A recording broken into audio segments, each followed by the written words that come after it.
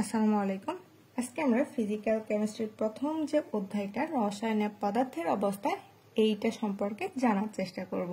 তাহলে physical chemistry আমরা জানি যে তুলনামূলকভাবে একটা কঠিন সাবজেক্ট, সো এটাতে আমাদের গুরুত্ব সহকারে পড়া উচিত। তাহলে চলো প্রথমে শুরু করা যায় যে রসায়নে পদার্থের অবস্থা। পদার্থ বলতে আমরা কি বুঝি বলো তো? পদার্থ জিনিসটা কি? পদার্থ হচ্ছে যার নির্দিষ্ট আকার আছে, ভর আছে, জড়তা আছে এবং বল প্রয়োগে বাধা সৃষ্টি করে তাকে আমরা পদার্থ বলে থাকি।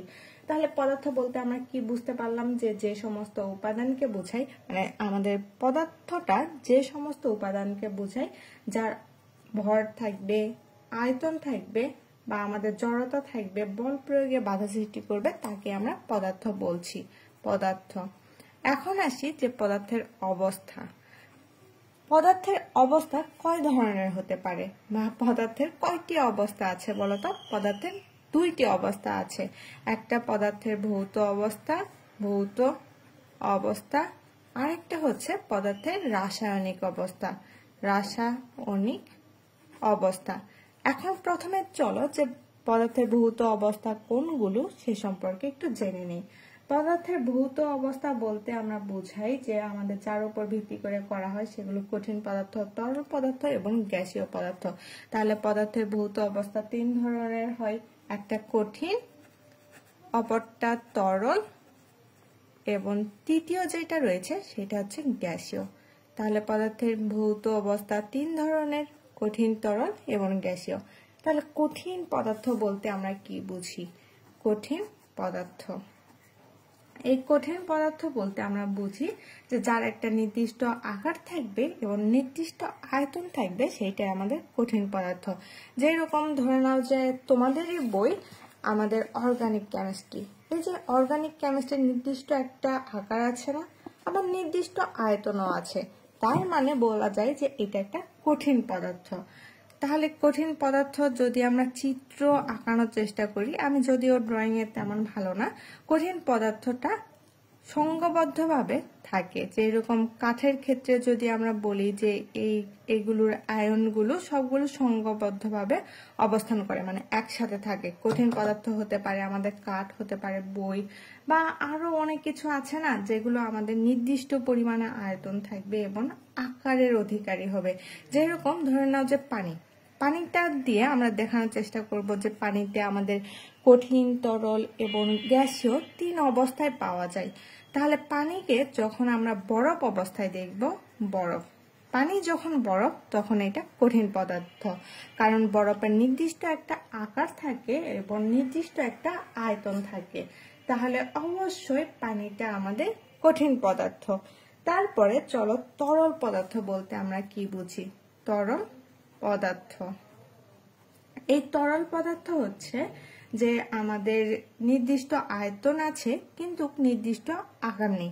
আমরা ধরে নাও যে পানি, এই বরফ নিয়ে কথা বললাম, এখন চলে আসি পানিতে। তাহলে পানি যখন আমাদের পানি অবস্থা প্রাপ্ত থাকে, পানির কিন্তু নির্দিষ্ট একটা আকার আছে। যেরকম যে কোনো একটা তরল পদার্থ নিয়ে কথা বলা হতে পারে, সেটা মধু হতে পারে, আমরা যে কোক খাই বা আমাদের স্প্রিট খাই, 7 আপ খাই, প্রাণায়াম খাই, এগুলো কিন্তু আমাদের তরল পদার্থ, তাই না? তাহলে তরল পদার্থের নির্দিষ্ট একটা আয়তন থাকবে কিন্তু নির্দিষ্ট আকার নেই। যে পাত্র ধারণ করা হয় বা যে পাত্রে ধারণ করা হয় সেই পাত্রের আকৃতি ধারণ করে। তাহলে তরল পদার্থ হচ্ছে আমাদের পানি। তারপরে আসি গ্যাসীয় পদার্থ। গ্যাসীয় অবস্থা বলতে আমরা কি বুঝি বলতো? গ্যাসীয় পদার্থের আবার নির্দিষ্ট আকার বা আয়তন নেই, এরা পাত্রটি পূর্ণ করার জন্য প্রসারিত হয়। আমাদের গ্যাসীয় অবস্থা প্রাপ্ত যখন হয় তখন আমাদের গ্যাসীয় অবস্থার কোনো আকারও নেই, আয়তনে নেই। গ্যাসীয় পদার্থ যেরকম আমাদের পানি, বরফ, এরপরে হতে পারে জলীয় বাষ্প। যেরকম শীতকালে আমাদের জলীয় বাষ্প থাকে না, সেই রকম আমাদের জলীয় বাষ্প বা পানিকে যখন আমরা গরম করব, তাপ দিব, তখন দেখা যায় জলীয় বাষ্প। এটার কিন্তু নির্দিষ্ট আকার নেই বা আয়তন নেই, তাহলে এটা গ্যাসীয় পদার্থ। তাহলে আমরা ভৌত অবস্থা সম্পর্কে জানলাম। আমার পদার্থের আরো একটা অবস্থা আছে যেটাকে আমরা বলে থাকি প্লাজমা অবস্থা, কিন্তু এটা তেমন ভাবে আমরা পড়ি না বা জানি না। প্লাজমা অবস্থা হলো আয়নযুক্ত গ্যাস যা খুব উচ্চ তাপমাত্রায় ঘটে। যেরকম আমাদের তারাগুলো বা হতে পারে আমাদের ক্যাটায়ন বা আমাদের ইলেকট্রন থাকায় আমরা প্লাজমা অবস্থা, এটা মূলত আমাদের অতি উচ্চ তাপমাত্রায় যখন গ্যাসীয় পদার্থসমূহ সম্পূর্ণ আয়নিত অবস্থায় থাকে তখন এই সর্বোচ্চ শক্তিধারী আয়নিত গ্যাসীয় পদার্থকে আমরা প্লাজমা অবস্থা বলে থাকি। তাহলে এই ছিল আমাদের পদার্থের ভৌত অবস্থা। তারপরে আসি আমাদের পদার্থের রাসায়নিক অবস্থা। যখন আমরা পদার্থের রাসায়নিক শ্রেণীবিভাগ করব তখন দেখা যায় এটা হতে পারে বিশুদ্ধ পদার্থ বা হতে পারে আমাদের আরো যেসব পদার্থ রয়েছে যেমন মিশ্র পদার্থ, এগুলো আমাদের রাসায়নিক অবস্থা। তাহলে চলো আমাদের বিশুদ্ধ পদার্থ বলতে আমরা কি বুঝি? বিশুদ্ধ বলতে তো আমরা বুঝি যে এখানে কোনো খাদ থাকবে না, মানে ভেজাল থাকবে না, সেটাই তো আমাদের বিশুদ্ধ, তাই না? বিশুদ্ধ পদার্থ আবার বিভিন্ন রকম হতে পারে আমাদের মৌল, আবার হতে পারে যৌগ। তাহলে মৌল বলতে বা মৌল দ্বারা আমরা কি বুঝি বলতো? মৌল হচ্ছে কোন একটা পদার্থের সরলতম রূপ যা রাসায়নিক বিক্রিয়ার মাধ্যমে অন্য পদার্থকে ভেঙে ফেলা যায় না।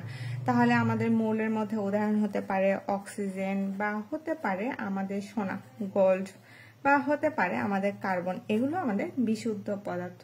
তারপরে আসি যৌগের ক্ষেত্রে। যৌগ বলতে আমরা কি বুঝি বলতো? যখন দুটি বা ততোধিক, দুইও হতে পারে বা ততোধিক ভিন্ন উপাদান একটি নির্দিষ্ট অনুপাতে রাসায়নিক ভাবে একত্রিত হয়। মানে আমাদের যৌগ পদার্থের উদাহরণ হতে পারে আমাদের ধরে নাও যে পানি, পানিতে দুইটা আলাদা ধরনের পরমাণু যুক্ত আছে, তাহলে পানিটা হচ্ছে আমাদের যৌগিক পদার্থ বা যৌগ। আর তারপরে আসি মিশ্রণের ক্ষেত্রে। মিশ্রণ আমাদের হতে পারে সমজাতীয় মিশ্রণ বা আমাদের হতে পারে ভিন্ন ধর্মী মিশ্রণ।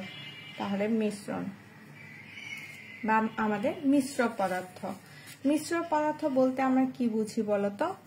এইগুলো ছিল আমাদের বিশুদ্ধ পদার্থের ক্ষেত্রে। এখন মিশ্র পদার্থ বা মিশ্র পদার্থের উদাহরণ হিসেবে আমরা দিতে পারি যে সকল পদার্থের দুই বা ততোধিক উপাদান কণা সমন্বয়ে পরস্পরের সাথে যে অনুপাতে মিশ্রিত থাকে তাকে আমরা মিশ্র পদার্থ বলি।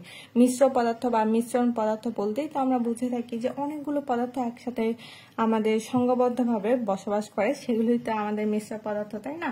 তাহলে এই মিশ্র পদার্থ আবার হতে পারে সমসত্ব মিশ্রণ, সমসত্ব মিশ্রণ বা হতে পারে অসমসত্ব মিশ্রণ, অসমসত্ব মিশ্রণ।